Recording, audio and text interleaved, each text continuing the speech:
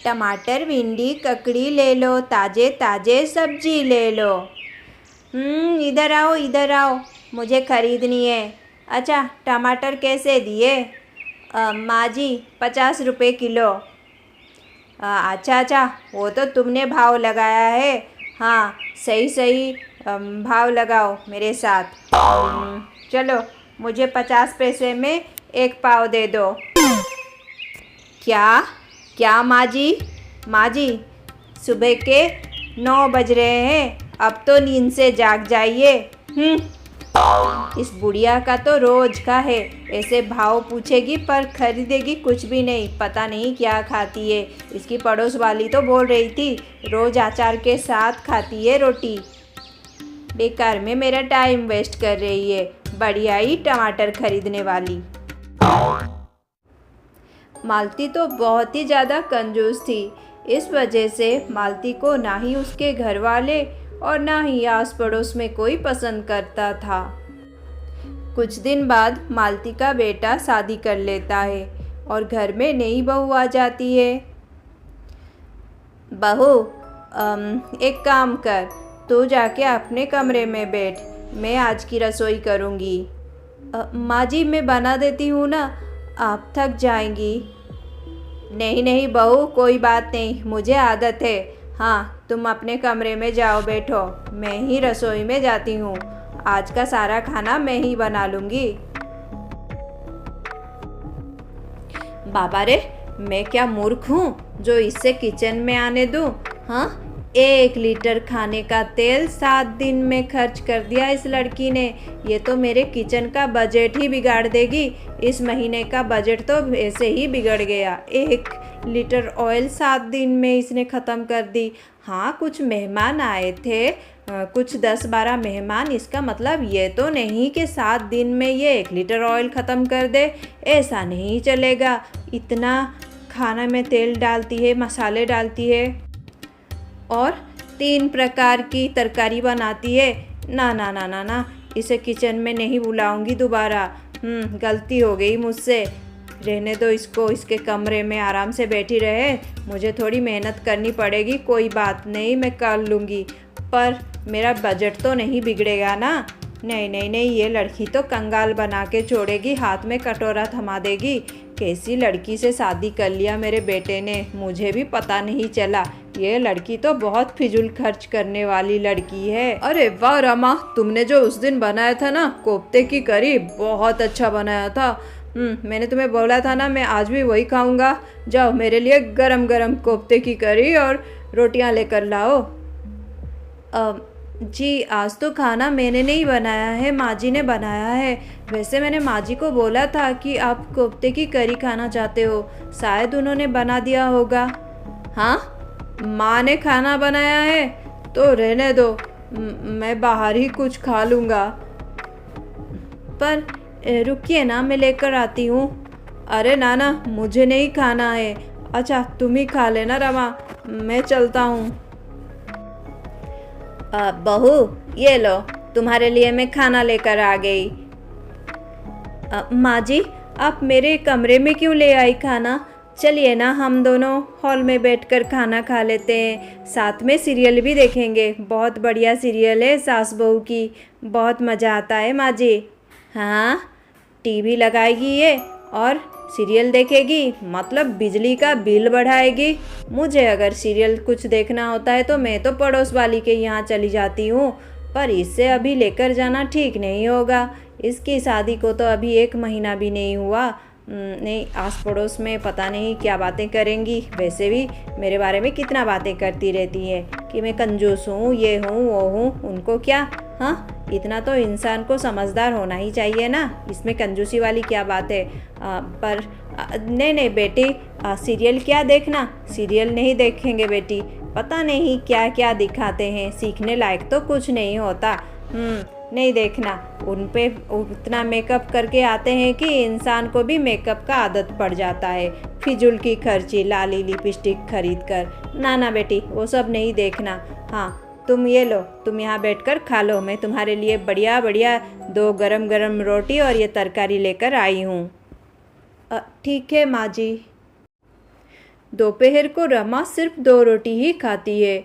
वो शर्म के मारे दोबारा अपनी सासू माँ से मांगती भी नहीं।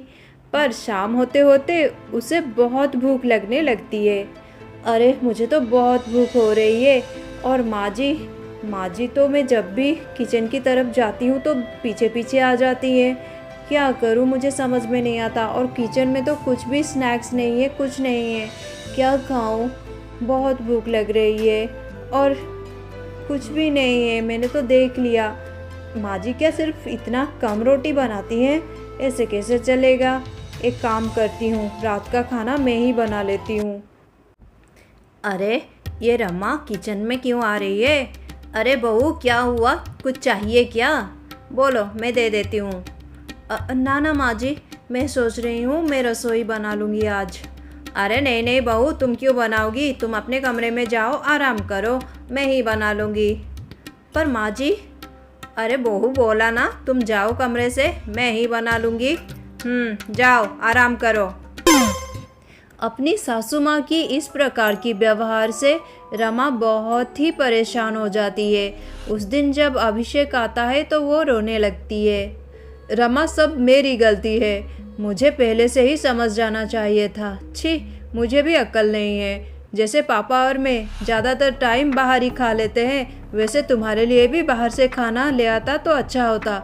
अब से ऐसा ही करूँगा, मैं तुम्हारे लिए बाहर से खाना ले आऊँगा और खिड़की से दे दूँगा, तुम चुपके से रख लेना। इससे घर में भी शांति रहेगी और तुम्हारा प्रॉब्लम भी सॉल्व हो जाएगा। क्या करूँ बोलो, वो मेरी माँ है, पर उनकी ये आदत से तो मैं भी परेशान हूँ। पर क्या कर सकता हूँ, तुम ही बोलो। मैंने बहुत से कंजूस लोगों को देखा है। हाँ, कंजूसी भी कुछ हद तक ही होता है, पर ऐसा ये तो बहुत परेशानी वाली बात है। अभिषेक, मुझे बिल्कुल अच्छा नहीं लगता। हाँ रमा, पर हम क्या करेंगे, तुम ही बोलो। तुम्हें पता है माँ के मन में तो बिल्कुल शांति नहीं है, हमेशा अशांति में रहती है। कभी भी मैंने उनको खुश नहीं देखा है। उनको कितना कुछ तुम दे दो, वो खुश नहीं होंगी। दिन भर उनका मुंह ऐसे ही बना हुआ रहता है। क्या करूं बोलो, बचपन से देखता आ रहा हूँ। तुम ही समझ सकती हो मुझे। इतने दिनों में तुमने उनको झेला है तो सोचो, वो मेरी माँ है, मैं उनकी बुराई नहीं करता, पर मुझे उनकी ये आदत अच्छी नहीं लगती है। पर मैं उनको बहुत प्यार करता हूँ, उन्हें छोड़ भी तो नहीं सकता। क्या करूँ बोलो।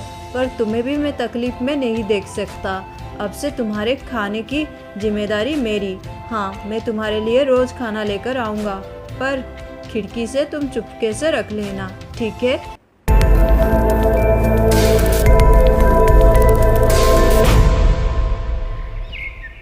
ऐसे कुछ दिन बीतने लगते हैं, पर रमा की परेशानी ख़त्म नहीं होती। ये क्या बात हुई? माँ जी तो मुझे टीवी देखने ही नहीं देती है। हाँ, अभिषेक मेरे लिए खाना ले आते हैं चुपके से। खाने का तो प्रॉब्लम सॉल्व हो गया, पर ये क्या बात हुई? घर में ना मैं टीवी देख सकती हूँ, ना फ्रिज खोल सकती हूँ। इतनी गर्मी है, एक गिलास ठंडा पानी भी नहीं पी सकती। क्या करूँ समझ में नहीं आता। फ़ैन भी लगाने नहीं देती है। पंखा लगा लूँगी, इसलिए वो 1000 बार आती है मेरे कमरे में चेक करने। इतनी गर्मी, हाँ कैसे रहूँ मैं, मुझे समझ में नहीं आता। परेशान हो गई हूँ। अब तो सोच रही हूँ कि कहीं नौकरी कर लूँ। हाँ, घर में रहूँगी तो ये सब परेशानी में पागल हो जाऊँगी। पर जब तक नौकरी नहीं मिलती तब तक तो मुझे यहाँ पर ही रहना है ना। क्या करूँ क्या करूँ। देखो तो अब गई है पड़ोस के घर में टीवी देखने, आधा घंटा सीरियल देखेंगी उनके यहाँ। क्या अजीब इंसान है, ऐसे लोगों को तो म्यूज़ियम में रखना चाहिए। चलो छोड़ो, इतनी गर्मी है, मैं तो एक गिलास नींबू पानी बनाकर पीना चाहती हूँ। माँ जी भी नहीं है, पड़ोस में गई हैं। जाती हूँ किचन में और नींबू पानी बनाकर पी लेती हूँ। ये रहा नींबू, ये पानी, और थोड़ा सा नमक और शक्कर डालनी है। पर शक्कर कहाँ है? शक्कर का डब्बा तो वो कबर्ड में रखती है। वहीं पर होगा। हे भगवान, ये क्या? शक्कर की डिब्बे में ऐसे ताला कौन लगाता है? हद हो गई। उस दिन रमा चौंक जाती है और बहुत परेशान हो जाती है। मैंने कभी किसी को ऐसे नहीं देखा है। ये तो बहुत ही अजीब है। ये अगर ज़्यादा दिन ऐसे ही रहेंगी तो ये पागल हो सकती है। मैं तो देखती हूँ इनके मन में तो बिल्कुल शांति भी नहीं है। रात को तो ठीक से सोती भी नहीं है। अभिषेक ठीक बोल रहे थे।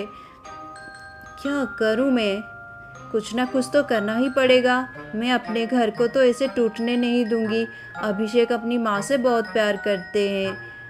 अगर मेरी सासू माँ में ये बुरी आदत ना रहे तो वो कितनी अच्छी इंसान बन जाएंगी। पर क्या करूँ? सोच लिया मैंने क्या करना है।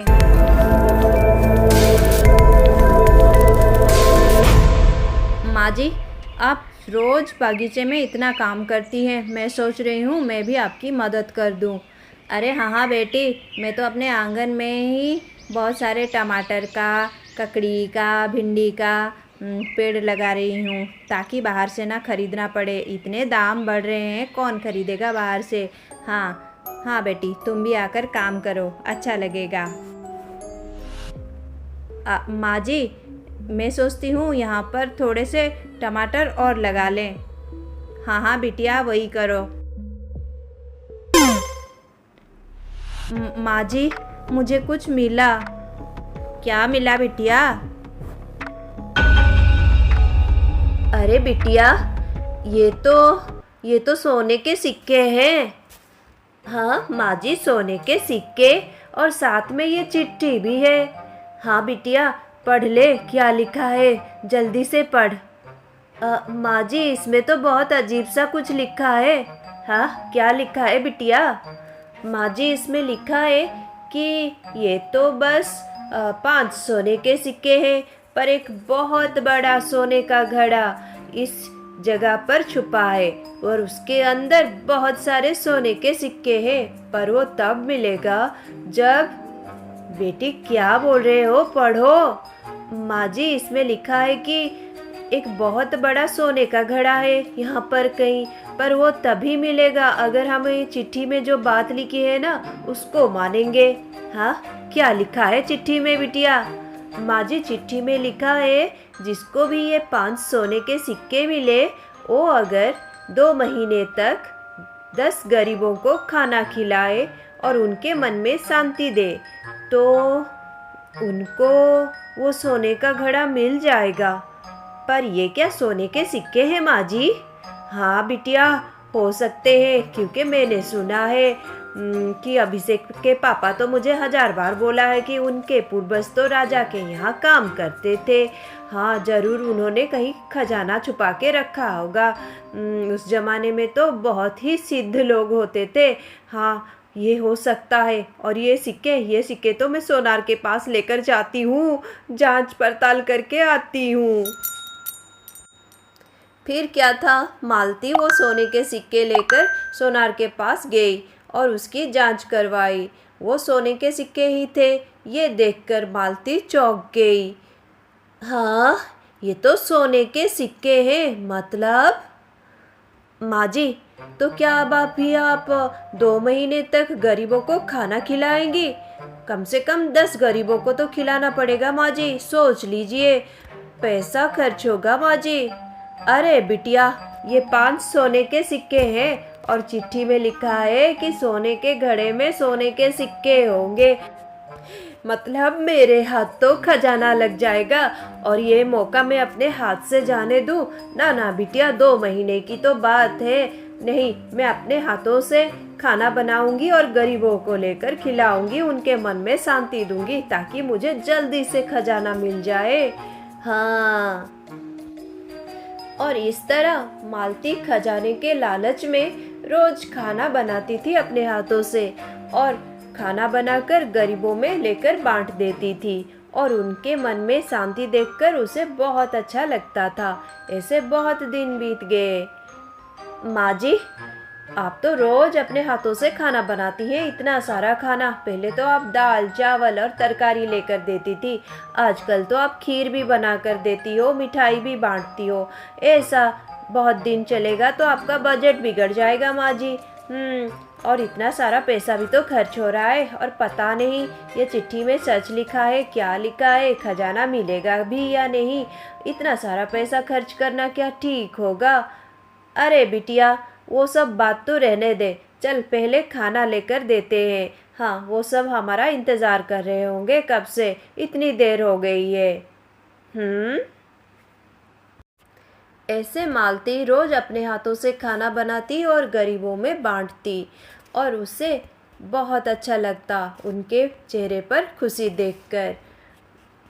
बहू तुम्हें पता है वो जो बूढ़ी मौसी एक आती है ना, वो तो आज बहुत खुश हो गई। हाँ उन्हें मेरे हाथों का दाल बहुत पसंद आया, मुझे तो बहुत खुशी हुई उनको देखकर। पता है जब हमने पहली बार उनको खाना दिया था तो क्या बोली थी कि उन्होंने 2 दिन से कुछ नहीं खाया था।